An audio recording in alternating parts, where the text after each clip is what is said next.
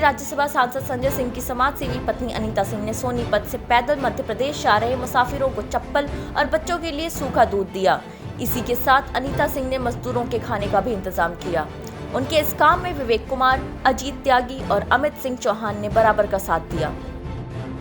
कानपुर में बिल्हौर विधानसभा की सपा नेता रचना सिंह लगातार समाज सेवा में जुटी हुई हैं। रचना सिंह और उनकी टीम आगरा एक्सप्रेसवे पर फरीदाबाद, दिल्ली, हरियाणा और महाराष्ट्र जैसे राज्यों से आने वाले मजदूरों को खाना खिला रही हैं। इतना ही नहीं, रचना सिंह ने गर्भवती महिला को अपनी कार में बैठाकर कन्नौज तक पहुंचाया। लखनऊ कांग्रेस कमेटी के दफ्तर में वरिष्ठ नेता और पूर्व सांसद प्रमोद तिवारी ने प्रेस कॉन्फ्रेंस की। मीडिया से मुखातिब होते हुए उन्होंने योगी आदित्यनाथ सरकार पर आरोप लगाया कि वो प्रवासी गरीब मजदूरों को तकनीकी आधार पर प्रताड़ित कर रहे हैं। साथ ही प्रमोद तिवारी ने कहा कि इस महामारी के दौरान बीजेपी घृणित राजनीति कर रही है।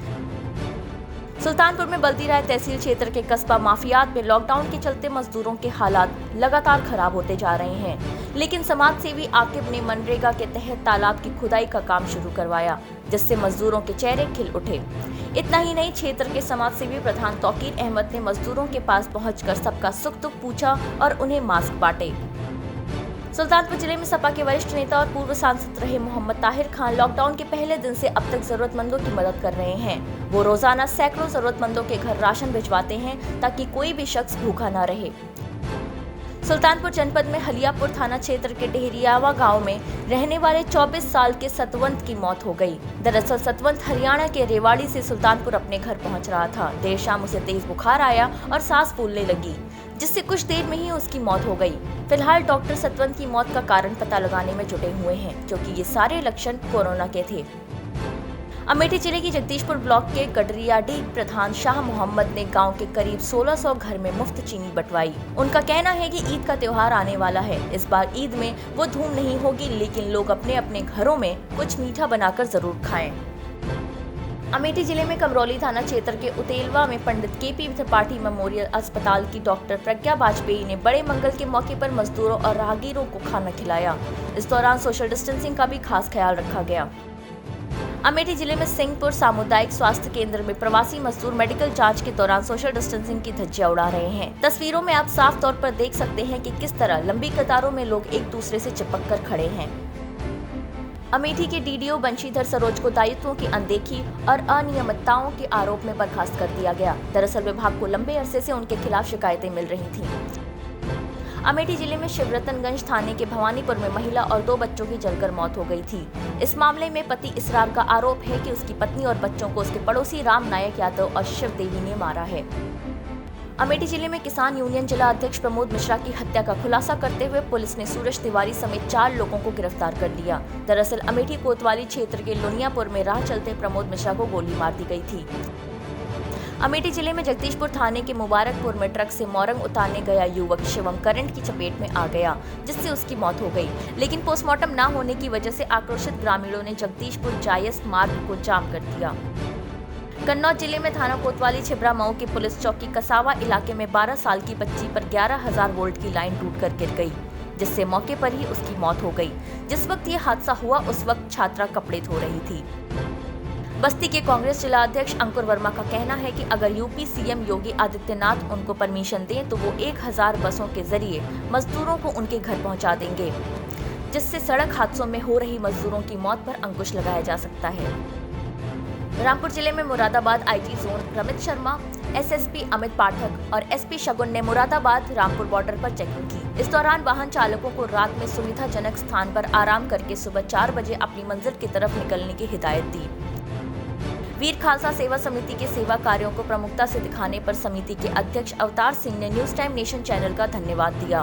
आपको बता दें कि वीर खालसा सेवा समिति लॉकडाउन की शुरुआत से ही रोजाना सैकड़ों लोगों को राशन बांट रही है। रामपुर में बिलासपुर क्षेत्र की चड्डा पेपर मिल में भीषण आग लगने से करोड़ों का माल जलकर राख हो गया। दरअसल ये हादसा रात के वक्त हुआ, जिसके बाद मजदूरों में भगदड़ मच गई।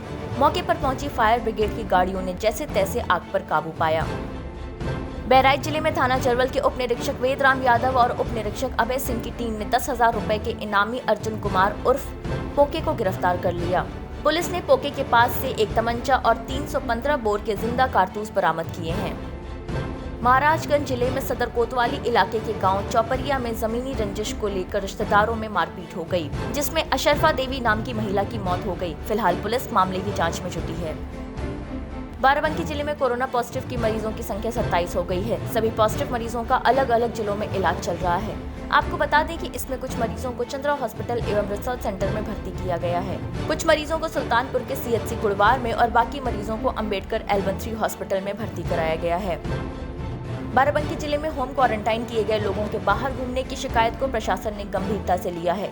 SDM के निर्देश पर पंचायत सचिव ने 2 लोगों के विरुद्ध महामारी अधिनियम के तहत मुकदमा दर्ज करवाया है, जिसमें बदोसराय कोतवाली इलाके में रहने वाले अतीक और इरफान को नामजद किया गया है।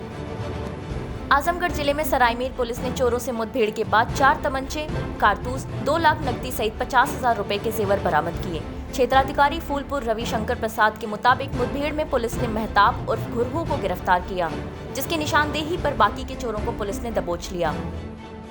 गाजीपुर जिले में 7 नए कोरोना पॉजिटिव केस सामने आने से जिला प्रशासन में हड़कंप मच गया। ये सभी लोग मुंबई से ट्रक के जरिए वापस लौटे थे। अब जिले में कोरोना पॉजिटिव मरीजों की कुल संख्या 42 हो गई है। गाजीपुर जिले में दिलदार नगर रेलवे स्टेशन के पास ट्रेन से कटकर एक किशोरी की दर्दनाक मौत हो गई। GRP ने शव को कब्जे में लेकर पोस्टमार्टम के लिए भेज दिया है। बताया जा रहा है कि क्षेत्र के हुसैनाबाद की रहने वाली 15 साल की साबरीन खातून घर से दवा लेने निकली थी, लेकिन रास्ते में ही वो ट्रेन की चपेट में आ गई। गाजीपुर जिले में DM आवास के पास शास्त्री नगर मोहल्ले में चोरों ने एक मकान में घुसकर लाखों का माल उड़ा दिया।